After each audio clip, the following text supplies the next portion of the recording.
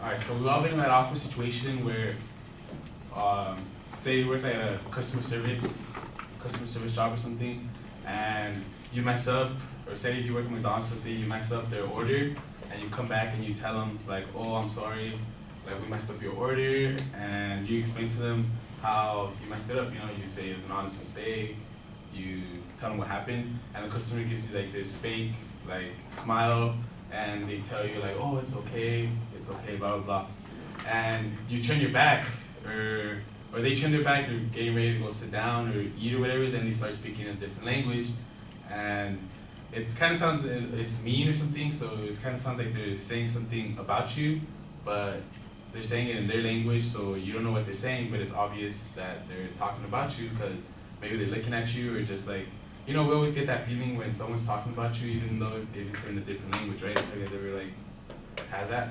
So, like, wouldn't you want to know what they're saying, or like, don't you ever think like what are they saying about you, or like if they're complimenting you? Even, obviously, they're not even complimenting you if you messed up the order, or like if you messed up in any way. But like, wouldn't you want to know what they're saying in their language? So, there's actually about 6,500 languages in the world, and English is one of the top 3 languages spoken around the world. So that's benefits us because you know there's going to be English spoken everywhere. But did you know that only about 20% of Americans speak another language?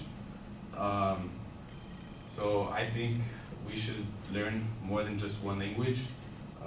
The benefits of being bilingual can help us in many ways, not just by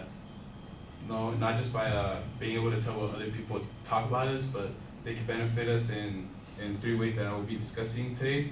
So being bilingual can improve your chances in landing a job, it can improve your overall health, and it can improve your personal life. So the first benefit of being bilingual, it can help you land a better job. So like wherever you apply, you have a better chance of landing that job. People right now with even like a bachelor's degree or like an associate's degree, like it's hard to find a job because the job market right now is very, very competitive, and being able to speak that other language can be the deciding factor for an employer to hire you.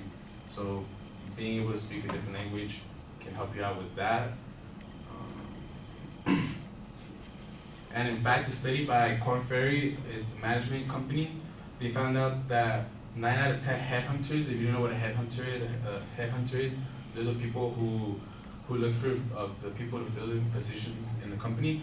When I first like saw headhunter, I was like they're killing people, they're hunting their heads, you know, that's what I thought.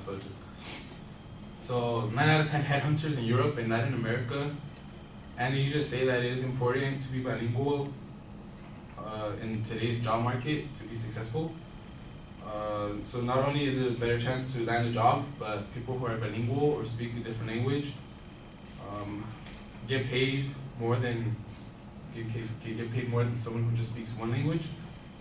And according to MIT economist Albert Sines, college graduates who speak 2 languages earn 2% more than those who don't. So 2% might seem like a lot, but I mean, I'd take that 2% over that 1%. So to me, like, I feel like it is important. You should learn another language because of that.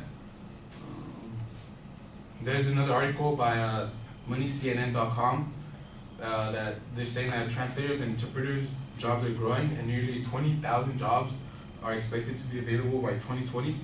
So I mean, 20,000 jobs, that's kind of like a lot. That's a lot of opportunity coming our way, like if you speak different language.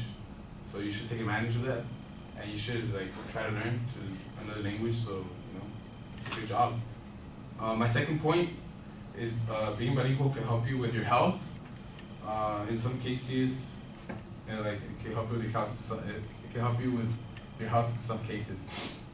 So there's a study by experts at Vita Salute San Rafael University in Milan that being bilingual can help cope with Alzheimer's. So if you like your parents or your grandparents or someone who in your family has Alzheimer, because since Alzheimer is hereditary, if they have it and you like learn another language, it can help you it can help you cope with the symptoms, and you won't get the symptoms or Alzheimer an average of 5 years later than people who don't speak 2 languages. So if you speak 2 languages, like you have the average of 5 years to cope with the brain level of like the brain dysfunction. So yeah, that's that one. And then my third point is it can help you with your overall personal life, especially when traveling and like exploring different cultures. So being bilingual in a different country, like you're able to understand what they're saying, or and it's just more enjoyable to take the trip, and it allows you to open up to a different culture, you know. So like when you speak the language of that country or something, like it's like better, like it's a better experience to travel. So you enjoy it more. So there's that, and then according to an article, University of Chicago, research has found that people who are bicultural and speak 2 languages may actually shift their personality when they switch languages. So like that's kind of true, like because when I speak Spanish, like I feel like I become more formal, especially like if I'm with like my parents or my grandparents or something. You know, you gotta be like usted. You can't be using tú or mande instead of que. You know, because if I were to say like what's up to my dad, like in a kind of formal way, he'd probably be like, what the heck, you know? Especially like with my friends in Spanish, I'm like, que onda way or something, you know? And if I were to say it to my dad, like, que onda way or something, like he'd probably like take the bell out or like like something like that. So I gotta be like, you gotta have more mannerisms. So that's how I feel. So in conclusion, being bilingual can help in many different ways. And I feel like high schools and junior high should make sure to make it mandatory to learn a foreign language instead of making it elective, because in high school, it's like, you know, when you choose your electives in your classes, it's an elective. It's not a mandatory class, and I feel like being bilingual taking a foreign language should be mandatory in high school. And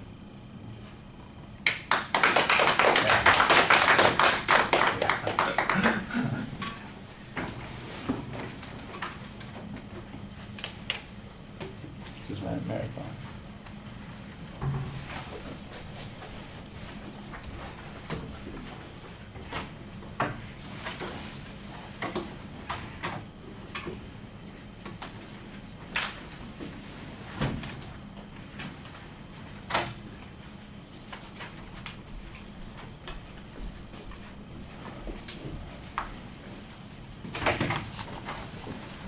All right, well, the visualization at the start's okay. It's a little hypothetical, and it's a little bit of a stretch as to how important that is. I think you could probably find something that would be a little bit more dramatic and interesting, but it's all right. And I like the fact that you had the statistic at the beginning that talked about how many languages there are, and that only a small percentage of people in the United States speak a second language. So I think that that's probably the better way to start, although that's part of your introduction. You've got a clear statement of what your purpose is.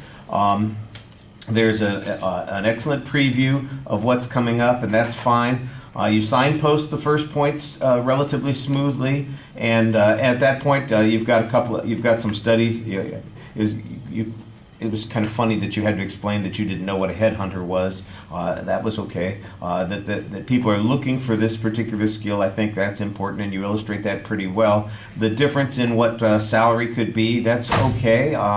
There might be another way to visualize it. You could, for instance, point out that over a career, that's like getting an extra year's worth of salary in your career, make it seem a little bit more significant or important. Just kind of think about the way you can sell this a little bit more. And, and about maybe, for instance, the idea of other things that you could at least do hypotheticals on promotions. What's your likelihood of being able to promote? Or for instance, if you work for a company that has international connections to it, it makes you more valuable to that particular company. It might be harder for them to fire you or let you go if they really need those resources. And so even though it may not be a big bump in salary, it may have consequences to your career in other ways. And I think you could probably sell that a little bit more. You do label the second and the third points clearly when you get to them, but I think you need to have smoother transitions as you're getting to them. It really feels very abrupt when you get to each one. It's kind of like, well, here's point 2 and here's point 3. Some language, some smooth transition, I think, would make it sound a lot more polished. There's good information on the individual points. I think you found, it's maybe a little bit thin on the health issue. You've got the one example about Alzheimer's, and that's about it. And I'm not even sure how helpful it is. It just delays onset a little bit, but that might, that's advantageous to some degree. The other point I thought was okay, depends on hypothetical examples for the most part, and so it feels underdeveloped in comparison to the other things that you've got. Your personal experience at the end is nice. That's one of the things that gives you a little bit of credibility. Maybe you could even use that as your attention device. Talk about how when people speak in a different language, they sometimes have a different way in which they relate to other people. That's what like you were talking about, the different uses of the formal and informal verbs or pronouns that you're using in Spanish, for instance.